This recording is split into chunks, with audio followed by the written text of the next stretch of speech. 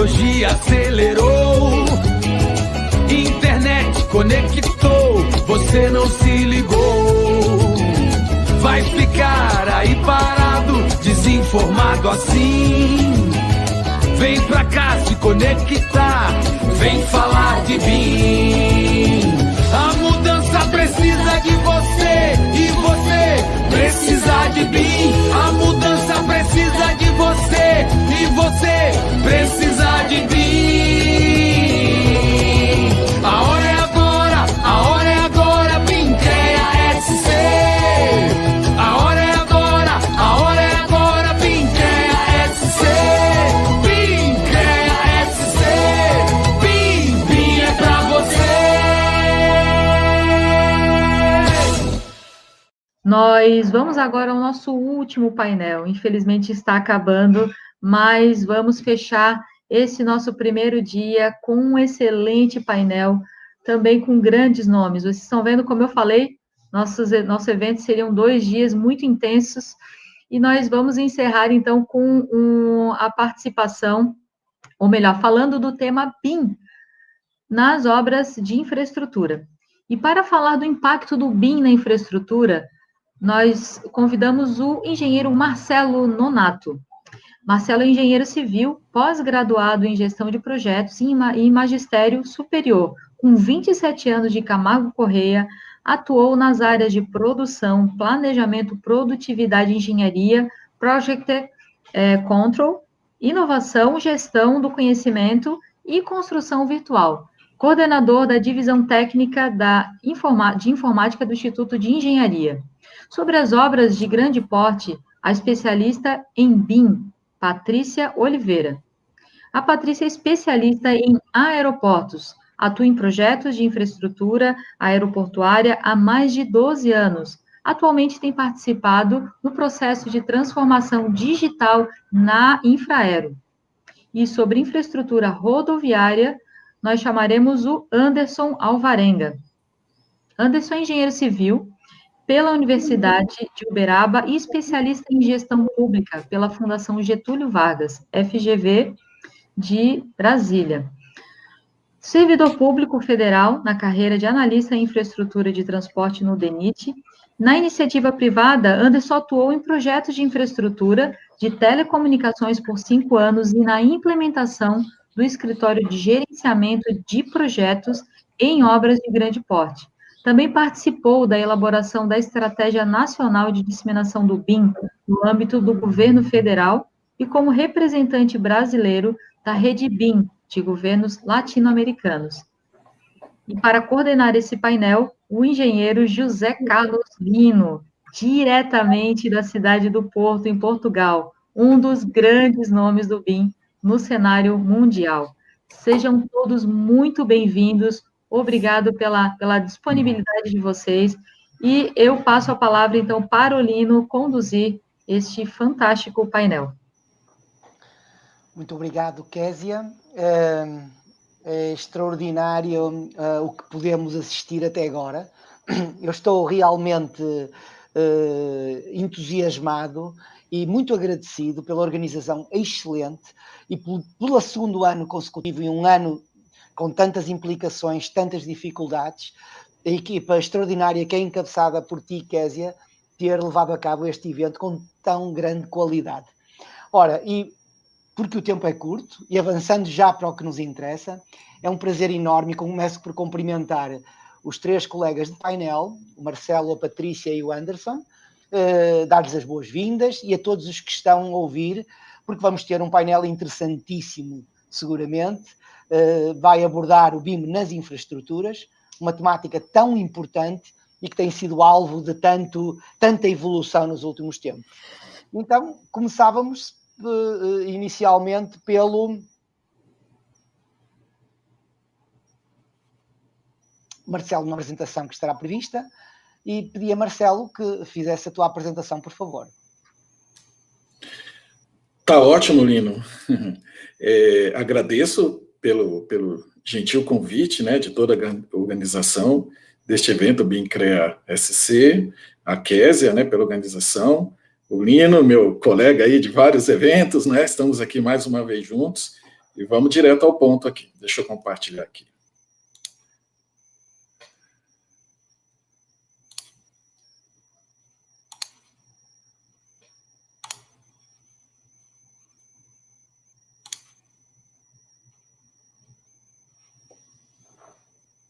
Ok? Está visível a minha apresentação?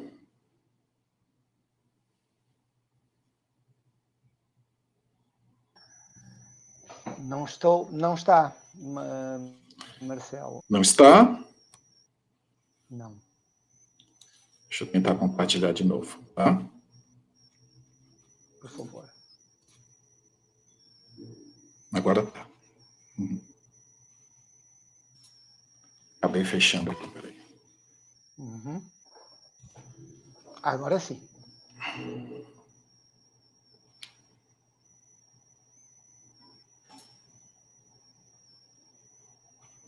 Exato. Muito bem. Ok, então, o meu tópico aqui, eu vou falar sobre o impacto do BIM na infraestrutura. Eu já fui apresentado, eu sou Marcelo, eu tenho 2 chapéus, né, sou especialista em construção virtual da construtora Camargo Corrêa Infra, e também sou coordenador da divisão de informática no Instituto de Engenharia. Eu destaquei aqui 3 temas, que é um pouco... O assunto é muito amplo e a gente poderia ficar aqui, com certeza, algumas horas, né? Mas eu pensei e concluí que 3 temas são muito relevantes. Um deles é a captura de realidade, outro é a digitalização dos canteiros e o trabalho colaborativo e a aplicação da construtibilidade. Falando de captura de realidade, a gente aprendeu nesses últimos anos a vantagem que você trazer o resultado de um levantamento aerofotogramétrico feito com drone ou um levantamento com scanner para o dia a dia da obra traz aí uma série de vantagens e estão muito longe de ser vantagens estritamente estéticas. Você vê aqui um exemplo, a gente com uma ortofoto, a gente passa a ter as informações aí com uma nitidez muito maior, né, como pode ser feito do lado esquerdo. E isso permite que a gente consiga identificar interferências, a gente consiga fazer planos mais assertivos, além da possibilidade de fazer atualizações com muito mais frequência do que as atualizações que a gente observa aí nas plataformas de mapas. Para poder também, a junção, né, do produto da captura de realidade com os modelos BIM, permite você ter uma visão realista do ambiente aonde vai se inserir a obra que você vai construir. Então, em vários aspectos, envolvendo segurança do trabalho, a parte socioambiental, a parte mesmo de planejamento, de evitar aí possíveis problemas, né, de interferência, realmente traz aí uma maneira diferenciada de se poder trabalhar. E eu queria destacar aí algumas coisas que são impactadas, tá? Por exemplo, o trabalho de medição topográfica, que é aquela medição feita mensalmente, né, para poder faturar os serviços executados. Envolve muitas horas de topografia, e quando a gente trabalha dentro de uma plataforma assim, a gente consegue ganhar muito tempo e qualidade, e até pode economizar um pouco aí com topografia. Acompanhamento visual da obra, muito mais rico do que aquelas fotos isoladas, levantar estruturas existentes, que fica muito mais confiável hoje, né, para a gente conseguir utilizar, principalmente em projetos com retrofit ou coisas similares, estoques em pátios, né, pátios industriais, utilizando tanto scanner como drone, são maneiras muito rápidas de fazer o acompanhamento. Até algumas soluções usando até câmeras conseguem fazer esses levantamentos bastante rápido. E a compatibilização de projetos. A nuvem de pontos pode ser compatibilizado com o projeto 3D, e às vezes a gente tem umas surpresas. O segundo uso é a digitalização dos canteiros, onde é levado, por exemplo, a gente pode acessar os projetos da obra, os modelos da obra, através de dispositivos móveis. Isso permite, inclusive, que você não use mais o papel. Então, algumas ferramentas que dão acesso a essas informações online já permitem isso com facilidade. E alguns profissionais de campo se adaptam com muita facilidade a essa forma de trabalhar. Tá? Aqui até alguns exemplos, né, que profissionais de campo realmente utilizando um inspetor sendo treinado como fazer todas as inspeções de campo, né, que as inspeções de campo que usam muito papel, a gente hoje já consegue fazer utilizando esses dispositivos móveis e tendo as informações assim na hora.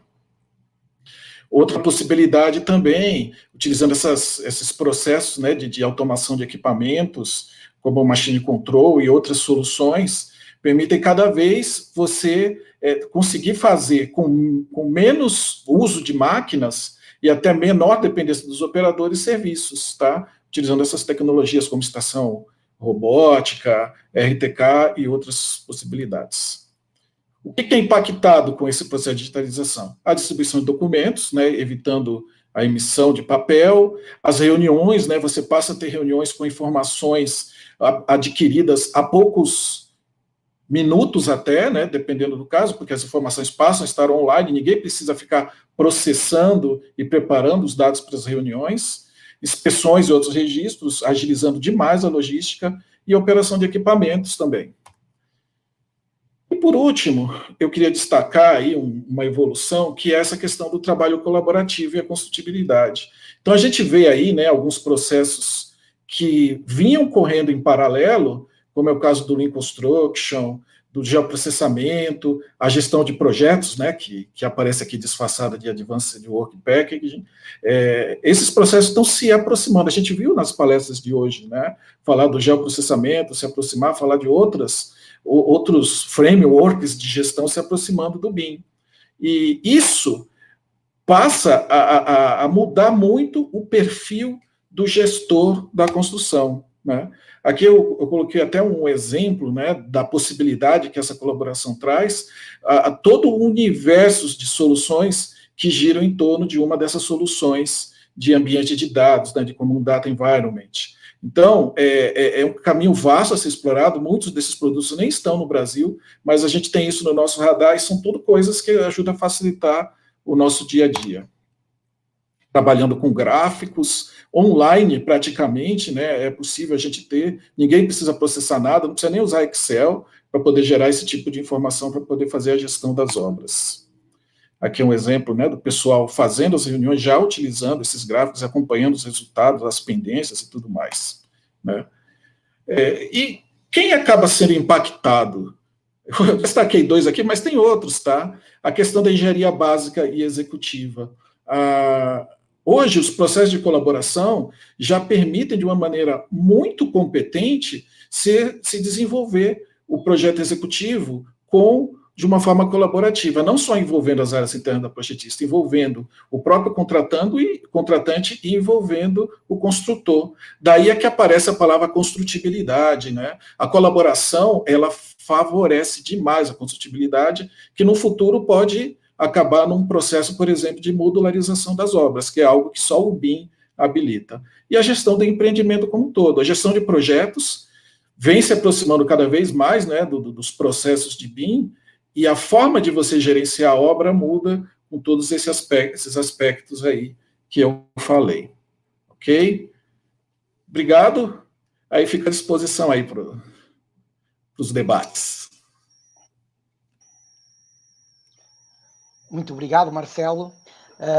Uma apresentação concisa, muito objetiva, e é como tu dizes, numa área tão vasta, há que escolher temáticas, e tu escolheste-as muito bem, escolheste 3 temáticas na mousse, digamos, muito pertinentes na aplicação de infraestruturas.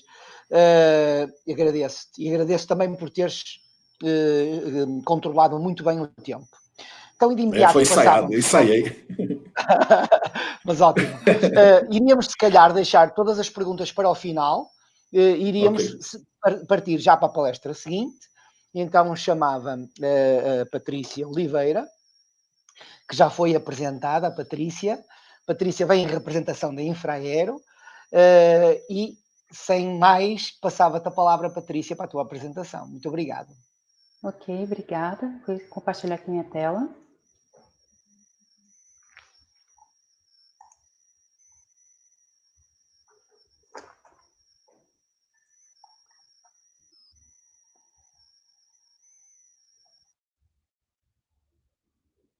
Conseguem? Consegue visualizar? Está ótimo, Patrícia. Ok. Consegue. Então, primeiramente, eu gostaria de agradecer, né, a oportunidade de estar aqui neste evento, apresentar um pouco, né, do processo de transformação digital da Infraero. A Infraero hoje ela reconhece o seu papel no desenvolvimento das cidades, da integração regional, e o desenvolvimento do negócio da Infraero hoje ele está muito voltado, né, para a aviação regional e visando o desenvolvimento, né, das cidades e assim também da comunidade, né, em volta do aeroporto. Então, eu venho falar hoje um pouco sobre o que é transformação digital, né? Quando se fala em transformação digital, muitas vezes as pessoas pensam em algo distante, mas é algo que nós hoje já estamos presenciando. E a transformação digital que a Infraero vê é um processo de mudança contínua, né? Uma forma de como a empresa ela organiza os seus negócios. Envolve investimentos em tecnologia, em infraestrutura, né? E nos seus processos com as pessoas, né? Ela tem mostrado agir nesse processo de transformação digital, como também uma transformação do seu próprio negócio. E ela visa fazer isso diante de uma situação que nós estamos passando hoje, devido ao reposicionamento, né, necessidade de reposicionamento, né, da organização, né, da Infraero, e agora ela está focada, né, na prestação de serviços. E então, o portfólio, né, que nós tínhamos, hoje ele foi reinventado e ele está buscando essa transformação digital e focado também na prestação desses serviços aí de uma forma que possa abranger a infraestrutura, né, a nível nacional dos nossos aeroportos, né, principalmente a aviação regional. E diante disso, os pilares, né, dessa transformação, ela primeiro busca fazer uma avaliação, né, nós fizemos uma avaliação, né, do nosso ambiente organizacional, avaliamos o momento em que a Infraero ela está e como é que ela pode, diante de novos processos, né, ser mais ágil e flexível, né, durante esse processo de transformação. Também verificação dos requisitos, né, internos, por estabelecer prioridades e ações dentro de um planejamento de digitalização envolvendo todas as áreas, né, da empresa. E também planos e objetivos do aeroporto focado na aviação regional. Então, cada processo nosso de negócio, ele visa fazer essa análise multidimensional, né, do aeroporto, com as características da cidade, de forma que possa atender, né, as expectativas, né, da sociedade e assim ser mais efetivo nas nossas ações. E uma dessas ações de transformação digital, né, nessas ações da transformação digital, o BIM, a adoção do BIM na Infraero, ela tem sido muito importante, né? Então, a Infraero já há alguns anos já tem trabalhado na implantação, né, da adoção do BIM nos nossos processos de trabalho, e ele tem se transformado diante desse reposicionamento, né, que a empresa ela teve que se submeter. E diante disso, várias ações elas foram feitas, né? Tanto o reposicionamento, né, diante do planejamento estratégico da empresa, foi feita uma política organizacional BIM e com várias ações, por exemplo, a criação de manuais e procedimentos, a biblioteca, ambiente comum de dados, investimento em tecnologias, né, em software, hardware, e nas pessoas, né, através de treinamento e capacitação e avaliação de maturidade. Então, eu vou falar um pouquinho, né, dar uma pincelada rápida sobre cada um desses itens, né, que mostra como a Infraero, ela vem feito essa adoção do BIM diante desse novo reposicionamento e da transformação digital, né. Então, primeiramente, nós tínhamos um projeto, né, de aeroportos digitais, uns anos atrás.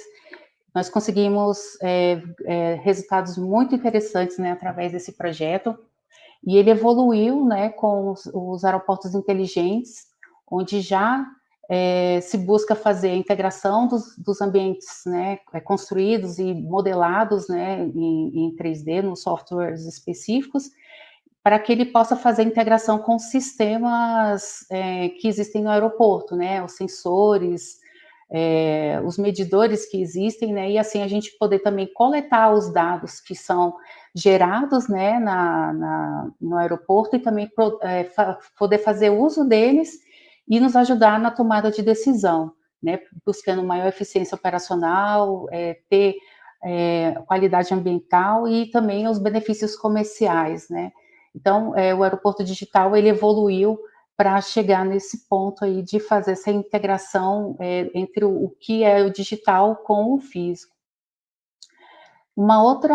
Diante desse posicionamento também, a Infraero também agora faz projetos, né, elabora projetos em BIM, e como parte do seu portfólio de serviços, e está sendo implementado, né, para elaboração de projetos visando também obras integradas ao orçamento, projetos tanto para edificações como para infraestrutura, né, para terminais de passageiros, né, as edificações de apoio, assim como também obras de grande porte, né, projetos de grande porte como pavimentação, drenagem, né, utilizando a metodologia BIM.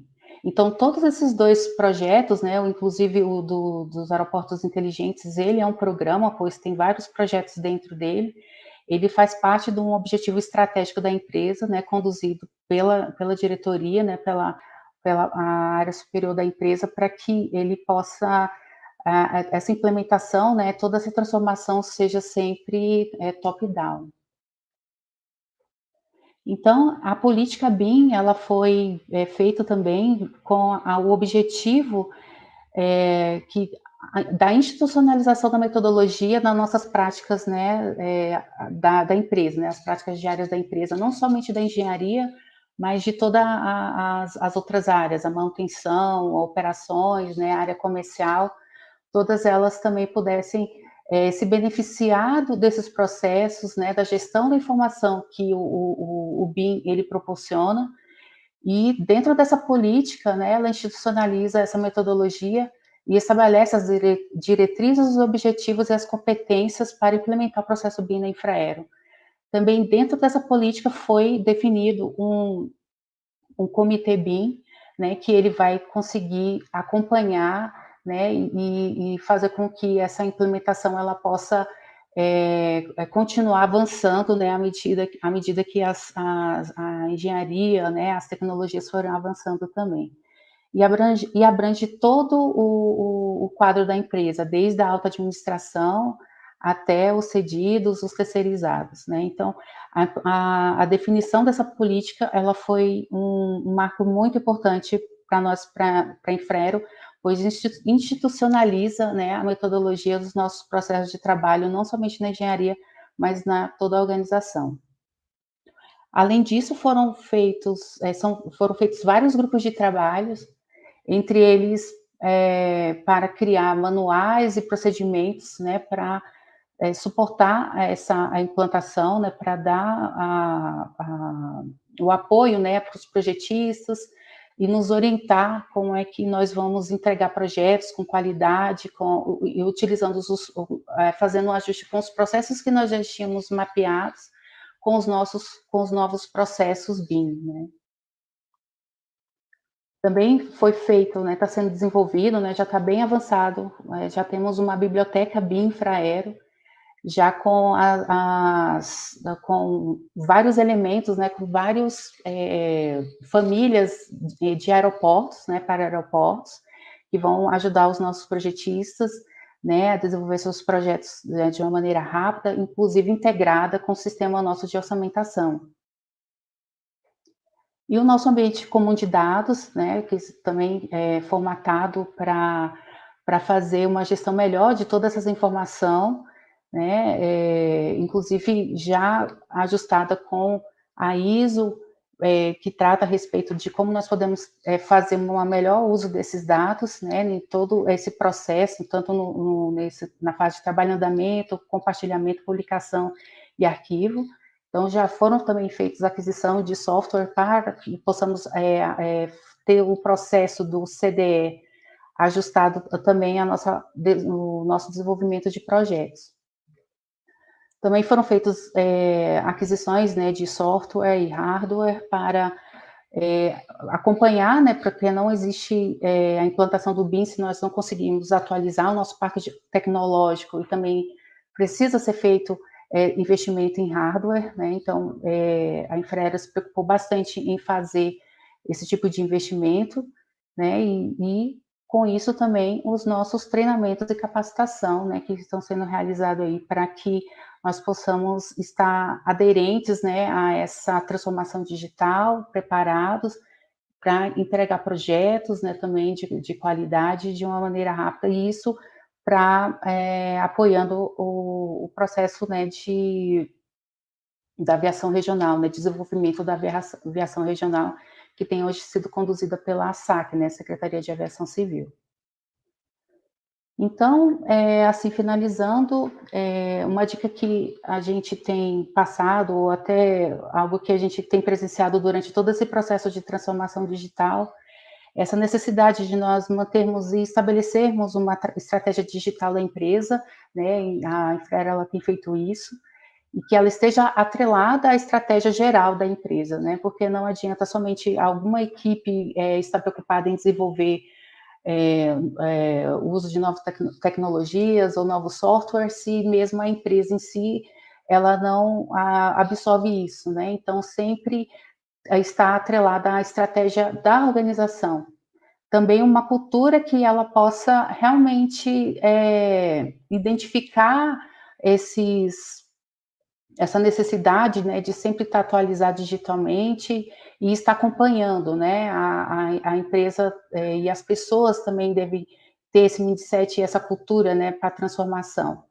E o recurso e capacidade, né, que a empresa também, nós, né, como funcionários, devemos sempre procurar considerar os recursos que nós temos, né, procurar aproveitá-los o máximo, né, e verificar como é que nós podemos evoluir, né, para atender os requisitos, né, de hoje e para amanhã.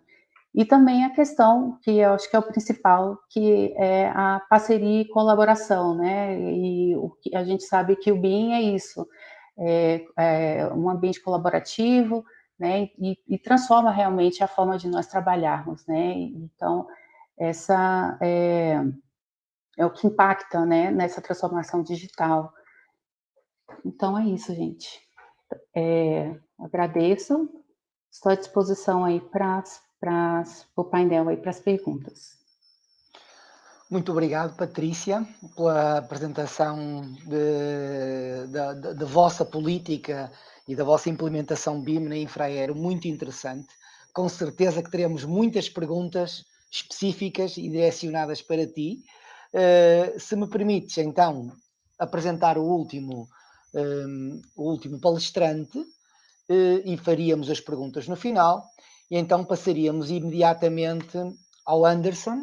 Portanto, nós começamos na construtora, viemos para um grande cliente e uma grande operadora, e acabamos de chegar ao topo, ao governo, ao DENIT, e vamos realmente, com atenção, ouvir a tua apresentação. Anderson, por favor.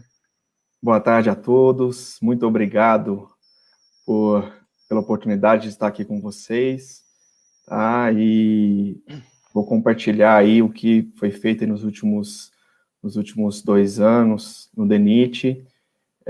Nesse ano começou uma nova equipe a discutir a questão do BIM, né? E acho que é muito importante também ter essas mudanças, mas eu quero trazer os cases e alguns resultados bem interessantes que a gente pôde aí obter nesse período de estudos e aplicações. Tá? Então, sempre que a gente fala de infraestrutura, de obras lineares, a gente também tem que falar com relação à captura de realidade com laser scanner. Os softwares permitiram que a gente conseguisse simular vários cenários, fazer diversas modelagens, porém, principalmente em obras lineares, a gente necessita bastante dos dados de topografia, tá? E isso também, a questão da captura da realidade passou a ser discutida e foi um item que nós nos aprofundamos também ao setor de geotecnologias dentro do DENIT, que suportou aí toda a a engenharia que fez o trabalho da modelagem. Então, falando inicialmente de levantamento de rodovias, já existem tecnologias que permitem uma celeridade na captura desses dados, tá? Hoje, laser scanners são de diversos tipos, diversos modelos, são aí acoplados a caminhonetes, vans, né, veículos que vão aí ao trafegar em velocidades até 80 km por hora e obter alguns resultados bem confiáveis que vão ajudar aí nas modelagens. Então, há equipamentos, por exemplo, que fazem toda a leitura do pavimento, onde você consegue, por exemplo, ter essas imagens, onde você consegue enxergar patologias que estão nos pavimentos. Então, nessa imagem de cima, por exemplo, lá direito, essa região que está um pouco escura, isso é um buraco na via. E aí, se você captura esse mesmo dado com outro tipo de câmera, você já passa a ter a imagem de baixo, que já começa a mostrar, por exemplo, a trilha de roda. Então, há diversos equipamentos que já são utilizados em estudos de viabilidade, por exemplo, que envolvem aí a captura das condições de pavimento, tá, do entorno, e isso pode, então, ser, mediante uma adequação do escopo, ser utilizado, ter um produto a ser utilizado dentro da modelagem em BIM. Tá? Então, aqui também temos um exemplo de informação, eu tenho aqui algumas informações que podem ser coletadas, né? Então, levantamento dos ativos, muito comum nos estudos, principalmente de estudos de viabilidade, também nos estudos das condições da via. A gente consegue vir, por exemplo, aí nessa curva que a gente está mostrando, onde a gente consegue mostrar as inclinações, tá? As quedas aí do pavimento. Tá? Então, se quiser fazer uma análise de segurança viária, tá? Isso também consegue ser corrigido a partir da obtenção desse tipo de dado. Tá? Não faz mágica, então, assim, não existe mágica, né? O equipamento está aí, ele ajuda, porém, ele não elimina a necessidade de se ir a campo. Tá? Então, sempre é importante complementar os resultados obtidos com os dados de campo. Tá? Isso aí, mas já traz uma primeira impressão, uma primeira análise muito poderosa para quem tem esses dados. E a gente usou esses equipamentos para fazer um estudo de caso, a gente estava fazendo uma modelagem, precisava conhecer a estrutura existente e ter ideia de quais tipos de intervenções seriam feitos nesse trecho da BR-230. Então, foram 145 quilômetros, e esse equipamento permitiu que a gente fizesse todo o levantamento e processamento em 45 dias, a gente obtivesse já um estudo funcional, que mostrava ali onde eu tinha obras de arte especiais, já tivesse as condições do pavimento, eu já saberia que tipo de intervenção precisaria ser realizada para saber, então, o nível de investimento previsto. Eu tenho ali as questões das rotatórias, facilmente já consegui mapear como elas eram e simular como deveriam ser. Trechos de travessia urbanos também já consegue identificar rapidamente questões que estão ali próximas, que são de desapropriação, por exemplo, de determinado trecho. Então, foi muito útil, foi muito interessante esse case, tá? E também, com relação à captura de realidade, a gente também testou isso na parte de pontes. Então, a gente tinha aí o nosso compromisso com a Estratégia Nacional da parte do programa ProArt, que é modelagem de estruturas e recuperação das estruturas existentes. Então, a gente fez um case onde a gente utilizou equipamentos de laser scanner, estação total, drones, e a gente foi para campo nessa obra da BR-361 na Paraíba, pronto, sobre o Rio Piancó. Essa foi uma das obras, tá? E a gente já conseguiu tirar vários benefícios do que, em comparação a uma simples vistoria, né? Quando você vai com uma equipe aí de 2 pessoas, onde você tem dificuldade de levantar, por exemplo, algumas medidas geométricas mesmo, a altura de viga, que está numa região de difícil acesso, a largura de uma viga, dimensões de pilares mais complexos, como a gente pode ver na imagem da direita. Então, tudo isso era muito complexo e se perdia muito dado. Tá? Então, a partir do uso de laser scanners, dos drones, a gente conseguiu gerar uma nuvem de pontos que já agilizava a questão topográfica, que gerava aí, nos ajudava a detectar as propriedades geométricas e também todo o entorno daquela estrutura. Então, se tem uma edificação, uma área de preservação permanente, e tudo isso vem ajudando, né, as ortoimagens, por exemplo, aqui também, nos ajuda a identificar as áreas, e de maneira que a gente não tinha esse dado antes, então, de maneira tão simples, tão fácil, a gente já consegue comunicar com a parte de meio ambiente.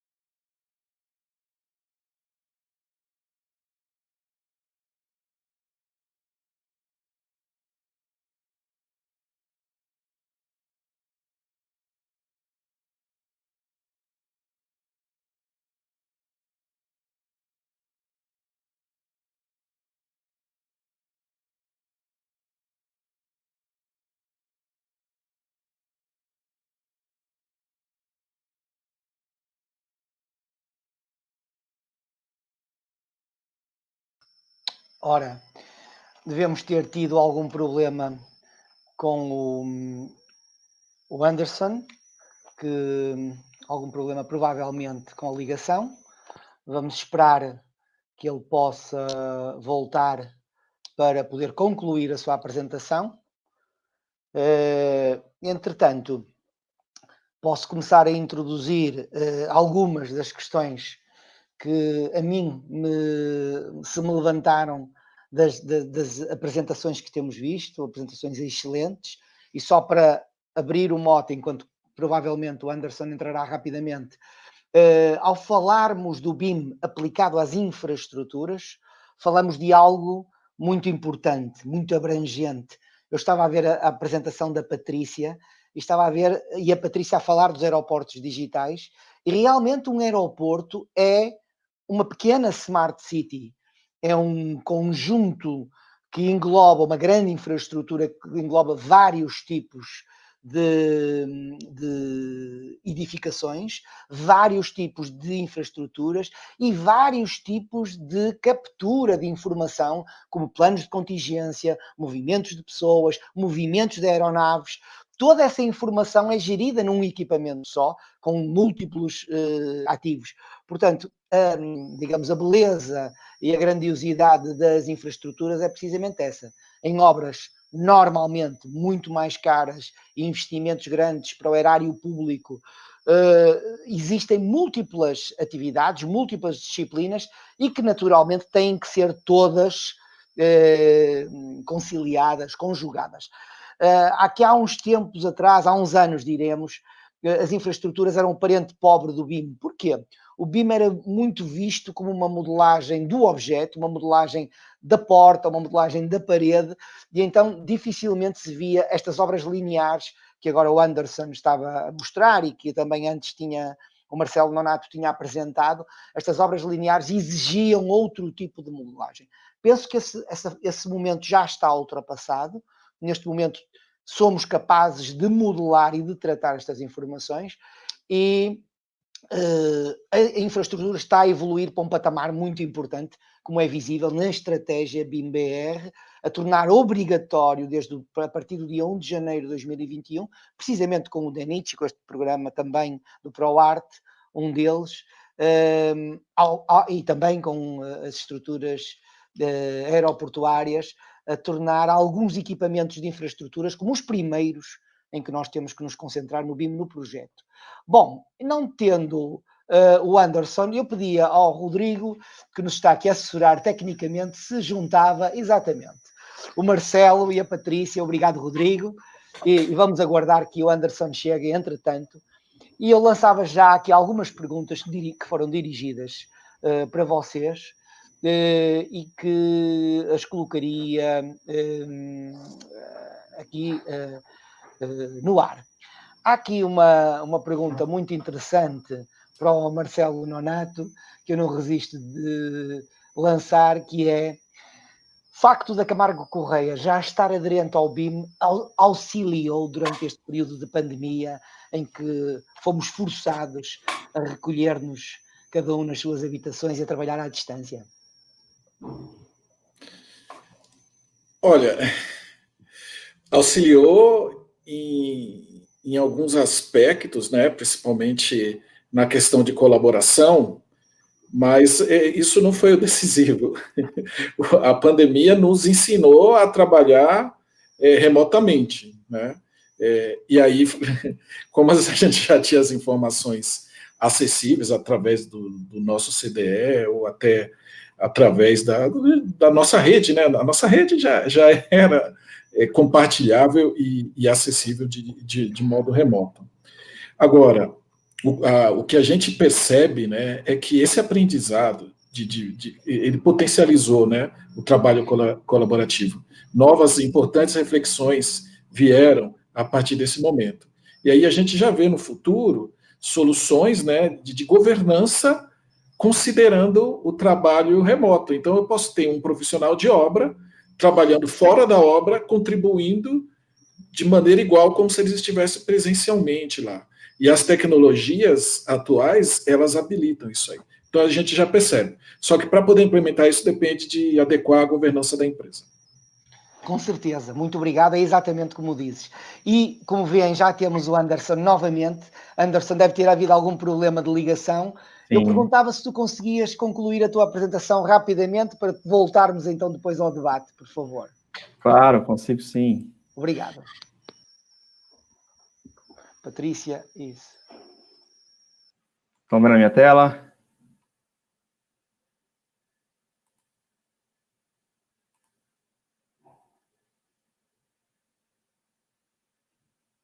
Pessoal. Bom, sim. Perfeito. Aqui eu estava só passando...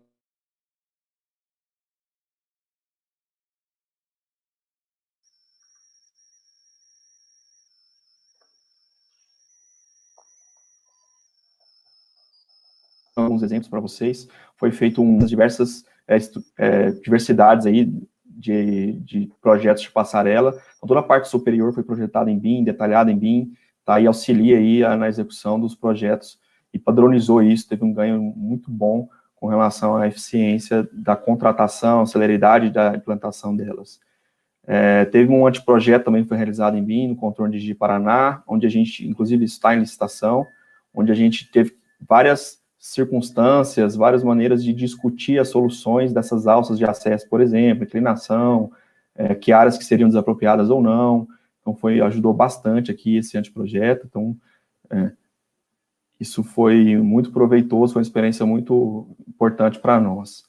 BR-364MT também foi feito diretamente pela contratada e não pelo DENIT, tá? Eles trouxeram para nós os benefícios, modelaram todas as disciplinas, tá? Então, conseguiram aí as aulas de artes especiais, que antes você ficava só nas pranchas, agora você tinha toda a visualização 3D, de todos os elementos, tá? E a partir desse software foi feito a ponte, depois ele conseguiu juntar com a rodovia, né, e conseguir ter mais detalhes aí de interferências. A parte de drenagem também, você pode ver nas pranchas 2D como ela fica aí perceptível, é o que está em azul aí no meio da tela, tanto na parte de cima quanto na parte de perfil, tá? Só que quando você passa isso para dentro do modelo, fica muito mais simples de ser observado, ser fiscalizado, ser validado a posição desse bueiro. Então, isso ajudou bastante eles na drenagem também, tá? Está sendo discutido e fazendo alguns testes com relação ao planejamento e acompanhamento de obras, tá? Que também a gente viu grande ganho. Era isso que eu tinha para compartilhar com vocês aí. Muito obrigado pela atenção e pela paciência aí com a queda da conexão. Não, sem problema. Muito bem. Então vamos lá voltar aqui à discussão.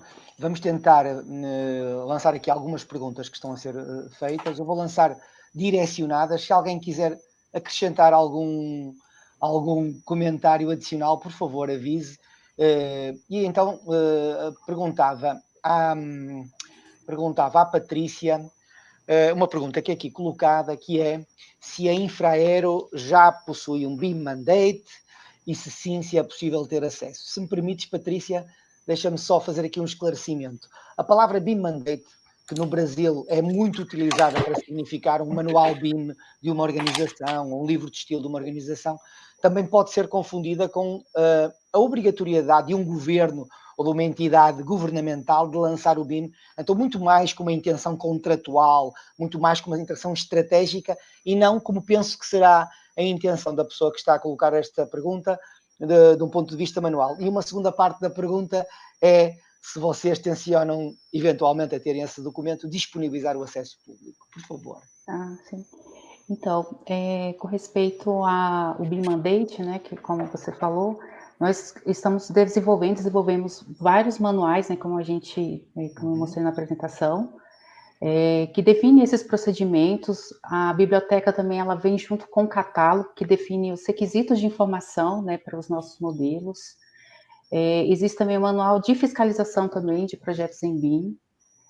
Então, nós já tínhamos um sistema, né, uns processos bem definidos de modelagem, né, quer dizer, de projetos no método tradicional, né.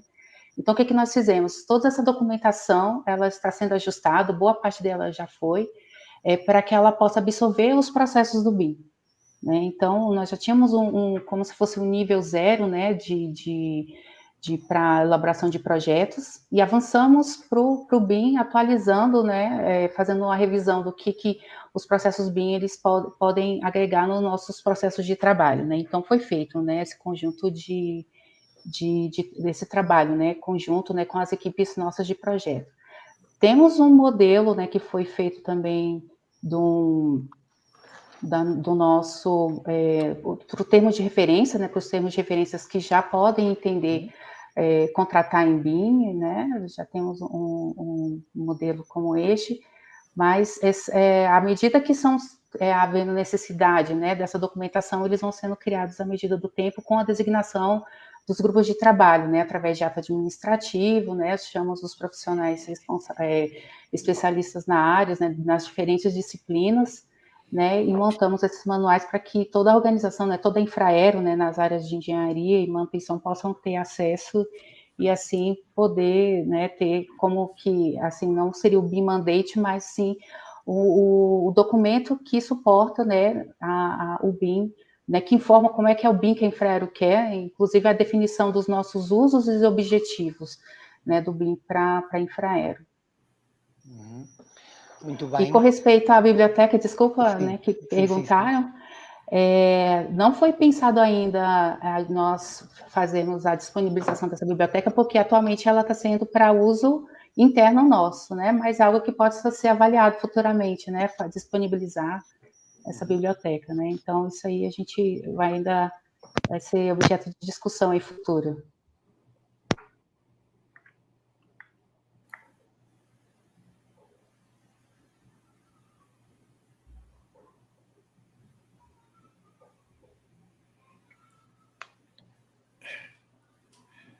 Lina, você está sem microfone.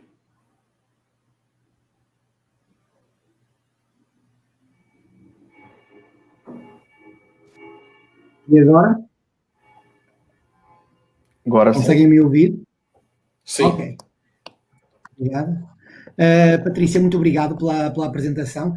E eu passava já para o Anderson, inclusive fazendo publicidade a um artigo muito interessante que tu escreveste, que foi publicado aí num jornal, sobre os gêmeos digitais aplicados à gestão dos aeroportos, e que precisamente vem de encontro a uma pergunta que colocam aqui para o Anderson, que é se os projetos de viadutos e rodovias estão prevendo a utilização de sensores para monitoramento, sensores de acidentes, manutenção, segurança, mas eu já agora acrescento também sensorização e monitoramento estrutural, tão importante face a alguns acidentes que temos tido e face à verificação que o nosso Parque Nacional de Obras de Arte precisa de ser monitorado e é vastíssimo, não é? Existe algum projeto de gêmeo digital que vocês estejam a trabalhar, Anderson?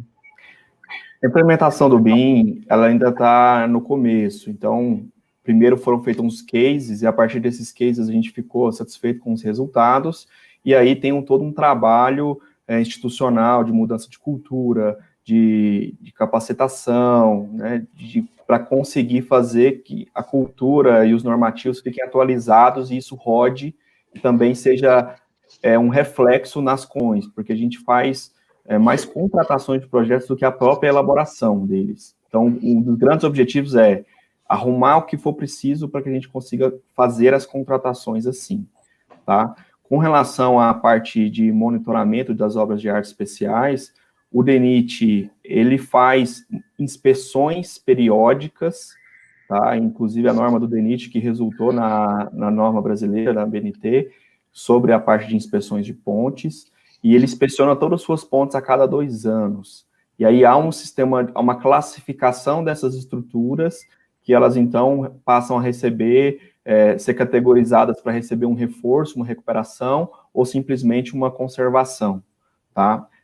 Pontes críticas, a gente entende que precisariam sim de um monitoramento, tá? Com sensores, que são estruturas, são um trabalho bem mais caro e mais complexo, que a gente encontra uma certa dificuldade de ter especialistas hoje no mercado fazendo isso. Então, a gente já fez alguns monitoramentos, tá? Principalmente estruturas estaiadas, estruturas de grande porte, tá? Mas em parceria com algumas universidades e algumas empresas que a gente tem aí.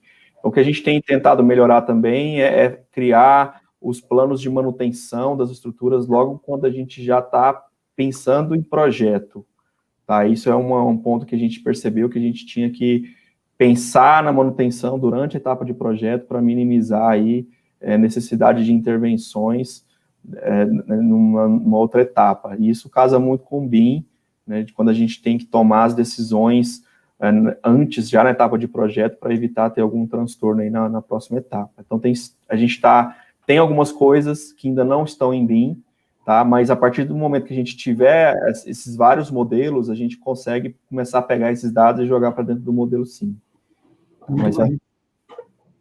Muito importante essa interligação entre o projetista e, obviamente, o contratante e também o construtor, e esta capacidade de comunicação é essencial.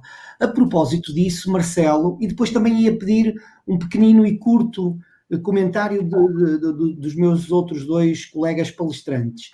Há aqui várias perguntas sobre a aplicação do IFC em infraestruturas, uma área que a mim me é muito grata em particular, já agora. Em particular, o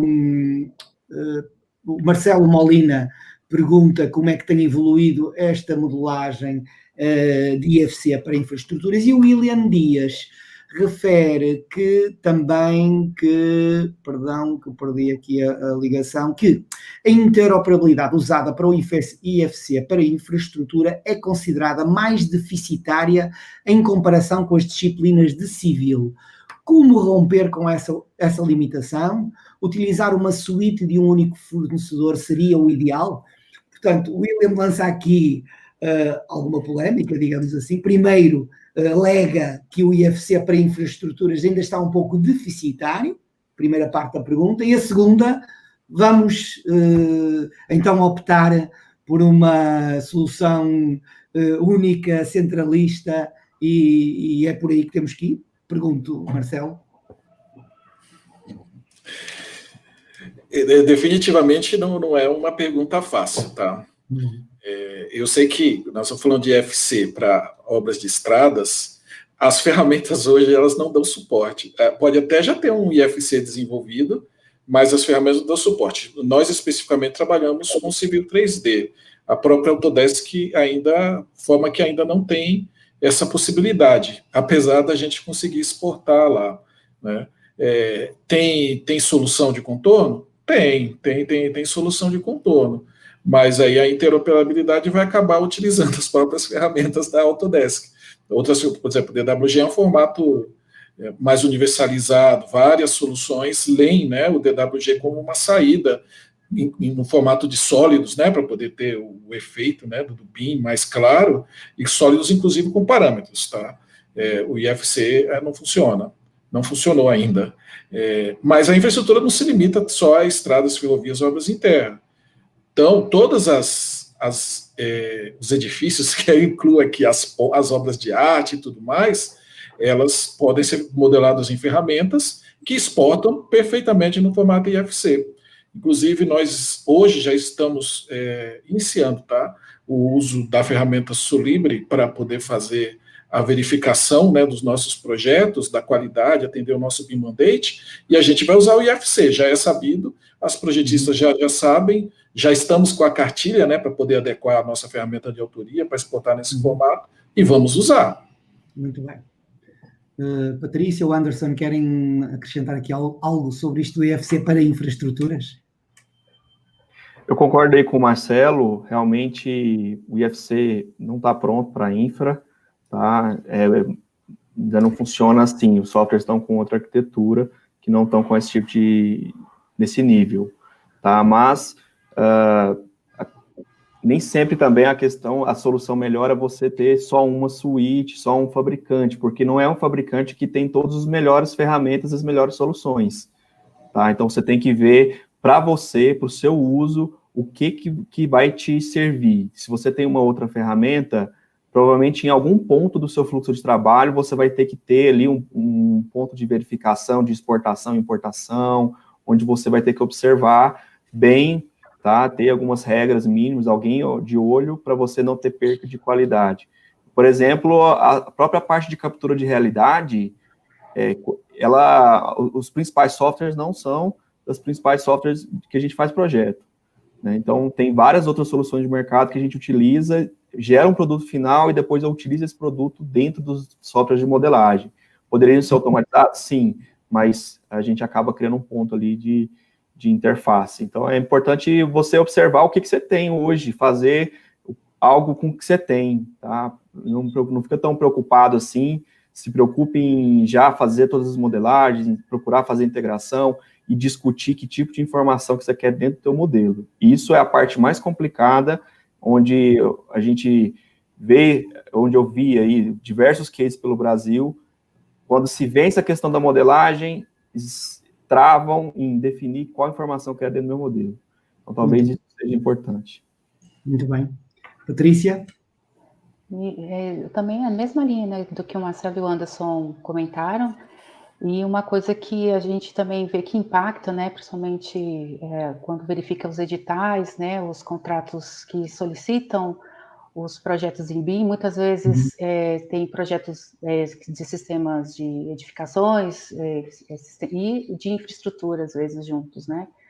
E, às vezes, só solicitar que seja tudo entregue em FC, a gente tem que ter um pouco de cuidado em solicitar, em pedir quais são as entregas que eu quero e qual o objetivo que eu quero para aquele modelo, né, para aquela entrega.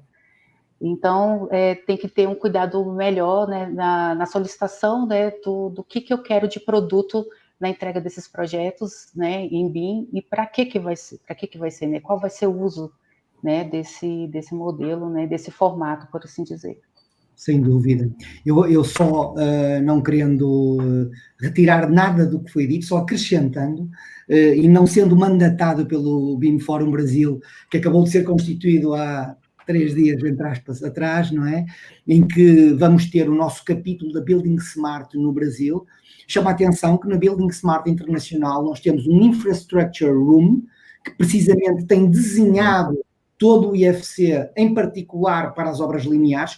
O IFC 5 está aí à porta para sair, como sabem, está vocacionado para as obras lineares, e já agora, não querendo também falar de marcas, mas o Marcelo tocou no Civil 3D, que é uma das marcas principais da Autodesk para a área das infraestruturas, mas a Bentley também lá está, e a Trimble também lá está, com os seus produtos de infraestruturas, portanto, com a possibilidade, como muito bem o Marcelo disse, de modular de modo diferente as estruturas lineares, e também tem já agora um Airport Room, que é uma sala virada para os aeroportos, onde mais dia menos dia provavelmente teremos a Infraero a ser o representante brasileiro nesta sala, em que o IFC nas suas múltiplas áreas também está a ser desenvolvido, e não podemos esquecer que se, gravando um DWG, como tu disseste, tentar gravá-lo daqui a 2 ou 3 anos, abri-lo, será muito difícil, um produto aberto e um protocolo aberto é sempre uma salvaguarda que os donos de obras de infraestruturas públicas têm, de em 50, 75 ou 100 anos de tempos de vida útil, poderem ter alguns dados que podem continuar, parece-me muito razoável o que dizem. Bom, avançando então para mais uma pergunta. Eu passava agora para uma pergunta que é aqui colocada pelo Jefferson Pérez, que é: existe algum incentivo ao programa governamental de recursos financeiros para governos estaduais, prefeituras ou empresas públicas visando capacitação, aquisição de softwares hardware de implementação do BIM? Anderson, não sei se tens alguma informação que queiras acrescentar e responder ao Jefferson Pérez. Com relação à capacitação, até o próprio, já teve algumas palestras hoje durante o dia que explicaram iniciativas do governo federal, tá, do Rodrigo, explicou que tem uma iniciativa de capacitação em conceitos, BIM, e tanto na parte da iniciativa privada, como na parte pública. Na parte pública ainda está sendo modelado, mas a iniciativa privada, a ABDI, a Agência Brasileira de Desenvolvimento da Indústria, já está disponibilizando um curso gratuito, de maneira a democratizar um pouco mais aí a questão de BIM, disseminar isso, tá? Há capacitações que são mais específicas, muitas delas você tem outras fontes de conseguir buscar. Agora, com relação a incentivos fiscais, eu desconheço aí alguma coisa que esteja realmente diretamente falando de BIM, tá? Muito bem. Marcelo, o José Wormling lança uma pergunta que eu penso que tu já nos presenteaste várias vezes com apresentações nesta área da automatização e então eu lançava-te esta pergunta que o José Wormling diz: como é que ferramentas tais como o Dynamo ou outras podem auxiliar ou agilizar os processos dentro da infraestrutura? Olha, eu vou falar do mundo Autodesk. Dynamo é mundo Autodesk, né? Vocês sabem. E além disso, também no BIM 360 tem a API, né? A API do Forge. O Dynamo a gente não usa hoje, mas tem o potencial, uma vez que ele está presente nas principais ferramentas.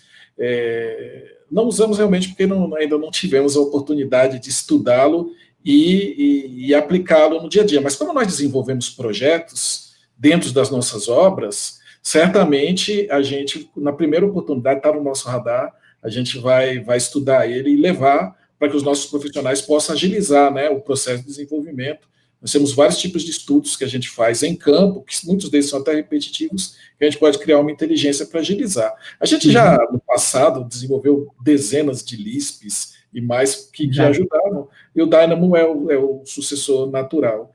E, no caso da API do BIM 360, a gente hoje já tem integração com o nosso sistema de BI, que tem ajudado demais a gente, tá? Então, essas tecnologias são bastante úteis, sim, para a gente no dia a dia. Exatamente, e com o Forge e tudo, e várias versões do BI que tu já apresentaste. Exatamente. A automatização, de certa maneira, está presente neste momento no BIM e na digitalização, na transformação digital que a Patrícia referiu. Patrícia, já agora, eu peço desculpa de fazer uma pergunta parecida com uma que se fez há pouco, mas é a Alessandra Costa que pergunta: a Infraero possui uma biblioteca BIM que possa ser disponibilizada? Portanto, desculpa calhar estas perguntas todas para ti, mas é o que é. Então, no caso, essa biblioteca foi desenvolvida para uso interno nosso, para elaboração de projetos, né? Agora, assim, vai depender de uma decisão futura, né, se houver necessidade, né, e demanda, né, de disponibilizar essa biblioteca, né, mas hoje ela é apenas para uso interno da empresa. Mas desculpa, deixa-me então dar aqui uma outra roupagem à pergunta, e que se calhar também aplicava ao Anderson, que é um grande dono de obra, se é assim que posso chamar-te aqui, e ao Anderson como a Denich, precisa desenvolver ele próprio a biblioteca. Consideras um pilar fundamental de uma implementação BIM começarmos pelo desenvolvimento de uma biblioteca? Ou isso hoje em dia, com tantas coisas que existem, pagas ou livres ou abertas, ou já não é assim tão essencial? Inevitavelmente, você acaba se esbarrando nas questões das bibliotecas, isso não tem como fugir, tá? Nós mesmos começamos modelando de uma maneira onde alguns elementos a gente usava da biblioteca, outra hora não, aí depois a gente teve que mexer, criar toda a biblioteca nova, com novos parâmetros. Então, você mesmo vai evoluindo à medida que você vai aprendendo um pouco mais e entendendo o que vai te atender. Tá? Então, não é simplesmente você pegar uma biblioteca pronta de algum lugar e sair usando. Tá? Exige que você busque entender um pouco mais os usos, do que você ganha de benefício com isso, que tipo de informação que você tem no teu modelo, como isso está estruturado para que você vincule com o orçamento, tá? E essas informações são imprescindíveis. Saiba o que você quer, você pode partir de uma e melhorar ela para você usar, tá? Ou fazer uma do zero, aí fica a critério do que você tem disponível no momento.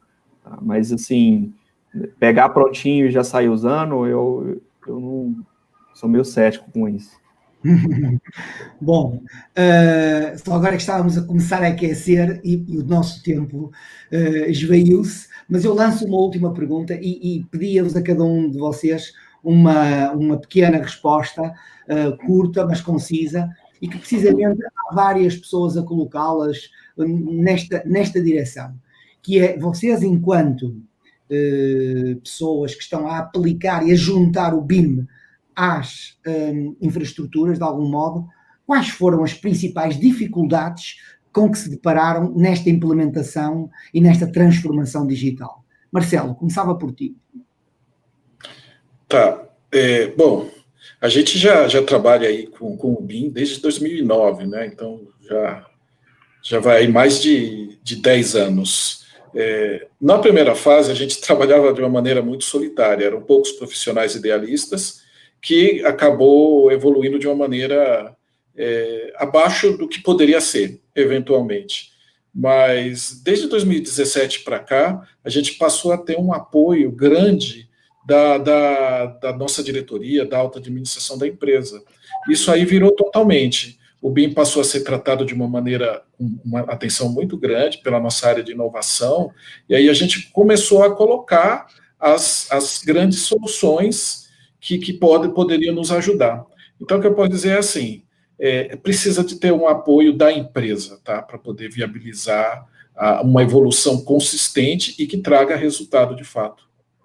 E em resumo, deixe-me uma palavra de ânimo, valeu a pena ou não?